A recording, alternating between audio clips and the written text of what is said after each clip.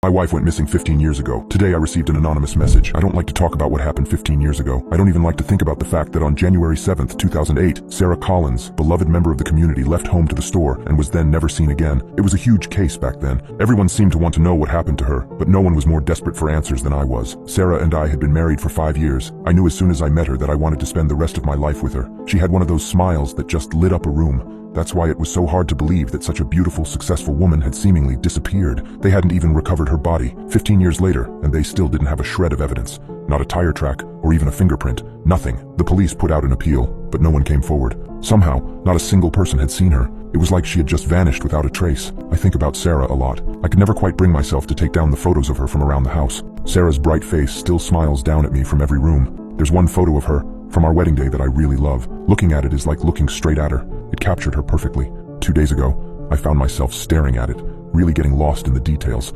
Her eyes, the way the corners of her mouth were lifting into a smile, the small dimple on her left cheek. I was looking at it so intently that I almost didn't notice the phone ringing. It was the landline phone, which was odd, as no one ever called me on the landline anymore. It was all mobiles nowadays. When I looked at the caller ID, it was an unknown number. I shrugged and picked it up anyway. It was probably just the bank calling to confirm something. The call took a moment to connect, but when it did, I heard a strange rustling sound on the other end of the line. Hello? I wasn't in the mood for any prank callers. Is anyone there? Hello? Daniel? Daniel, thank goodness I finally reached you. The voice on the other end of the line was a woman's voice, shaking and breathless. Daniel, it's me. It's Sarah. Are you there? When I heard her name, it was like my heart had stopped beating for a moment. Sarah. My Sarah. But that was impossible. Sarah had gone missing 15 years ago. Whoever this was, it was not my wife. I don't know who you are, but you're not Sarah, I hissed into the phone coldly. Stop calling this number. I had dealt with a lot of these calls, especially when Sarah first went missing. Con artists, fraudsters, anyone who wanted to manipulate a grieving husband. I knew none of them were my wife. No, Daniel, wait, you have to listen to me. It's me. Sarah, you have to believe me. She was sounding shrill and desperate now, even a little hysterical. The lengths that people go to in order to sell a lie is astonishing. Why are you doing this? I asked angrily. It's been 15 years since my wife disappeared. What do you want from me? For a moment, the woman on the other end of the line didn't respond. I was beginning to think that the call had disconnected when she finally spoke. Daniel, please, it's me. It's your wife, Sarah, the woman begged. I'm telling the truth. It's me. She continued to plead, but I'd had enough. I wasn't going to listen to this liar anymore. Don't call this number again, I firmly told her, hanging up. I thought that would do it. She wouldn't be likely to call me again. I assumed it was all over. The next day, I had asked a friend to help me repair my plumbing system. He was a good friend. I'd known him since college. He had been there for me when Sarah disappeared, getting me through it. We were both taking a break, catching up on the important events in each other's lives, when my landline phone began to ring again. Sorry, I have to take this. It might be important, I said, getting up from my seat and making my way to the phone. I noticed that the call was coming from an unknown number, just as it had the day before. I didn't make a connection right away. After all, it could have just been the bank this time around. I picked up the phone, and I heard the same rustling sound. It was unsettling in a strange way. I almost felt like I had heard it before. I just couldn't put my finger on it. Hello? I was already beginning to get a good idea of what this call was, and I wasn't happy about it. I told you not to call this number. Daniel, thank goodness I finally reached you. The very same words that she had said the day before. Daniel, it's me. It's Sarah. Are you there? It was undoubtedly the same woman. I don't have the time for this, I hissed into the phone. I know you're not Sarah. Stop calling me. I hung up the call and walked back to my friend, who looked confused. Who was that? He asked me. It was some prank caller trying to pretend to be Sarah, I told him, rolling my eyes. I thought that I had left it all behind. I even changed my phone number. I don't know how this woman got hold of my new one. Pretending to be Sarah?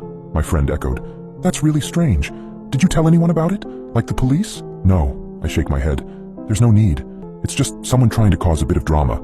They probably want money or something like that. I made it clear that was the end of the conversation. I didn't want to continue talking about it, bringing up harmful reminders of the past. I woke up the next day, not expecting to get any more calls from the unknown number. I made it very clear that I wouldn't be participating in her charade. However, I was quickly proven wrong. As soon as I started to walk downstairs for a glass of water, the phone rang again. I thought about letting it ring, but I had a better idea. I was going to issue a much stronger warning to the caller, even threaten to get the police involved if the calls wouldn't stop. That would scare her. I was certain of it. I picked up the phone, hearing the very same eerie rustling. I couldn't explain it, but it made a shiver run up my spine. Finally, the call connected. It was just the same as the other times, the same pathetic monologue. Daniel, thank goodness I finally reached you. Maybe it was even a recorded message. Daniel, it's me, it's Sarah, are you there? If you don't stop calling this number, I'll have no choice but to involve the police, I told the caller. This is harassment. If you want money, try conning someone else. Before I could even give the woman on the other line a chance to answer, I hung up the call. Hopefully this would show her that she wouldn't be manipulating me. I could see right through her elaborate scam. I was sure that my warning would stop the calls coming in. I was so sure of myself that when I was woken by a loud, persistent ringing sound the next morning, I didn't even think to connect it to the unknown number calls. I first assumed it was my alarm, waking me up, but when I turned to look, I saw that the alarm hadn't gone off yet. That was when I reached the conclusion that it was the landline phone. I rushed down the stairs, wanting to tell the caller that I would be taking police action, wanting to catch out the desperate scammer. Fortunately, I got down there in time and picked up the phone. Holding it to my ear, I heard that creepy rustling that I had become familiar with. It still made my heart beat faster, just for the few seconds until the call connected. Daniel, thank goodness I finally reached you." The usual message of hysteria came through the phone. I was well used to hearing it by now. "Daniel, it's me, it's Sarah, are you there?" "I gave you a warning. I said that if you called again, I would be taking legal action." I spoke into the phone, loudly so that whoever was on the other side would be sure to hear me. "You've gone too far now. I have to do something about this." I waited for the woman to respond. "Daniel, no, it's me. I'm not lying to you. I would never lie to you. Daniel, it's me, Sarah. Your wife, it's me." I can't stand the high-pitched whine of her voice. "You're not Sarah," I told her bitterly. "I know you're not Sarah. I will be taking action. Goodbye." I hung up the call for the final time and placed the phone back. I know that woman wasn't Sarah. I know for a fact she wasn't. I know it because on January 7th, 2008, Sarah Collins, beloved member of the community, was murdered. And I was the one who murdered her. Sarah was an incredibly beautiful woman. I couldn't believe my luck when she first started showing interest in me. I didn't exactly have a lot of experience when talking to women, and I was ecstatic that someone like Sarah had chosen someone like me. I loved her for every single second of our marriage. I loved her, even when I found out that she was cheating on me. I'd accidentally stumbled across a string of romantic messages between Sarah and one of her co-workers. She was planning to leave me for him. My Sarah was planning to leave me for him. I couldn't have that. She was so beautiful, so bright, so full of life. I couldn't lose her. I just couldn't lose her.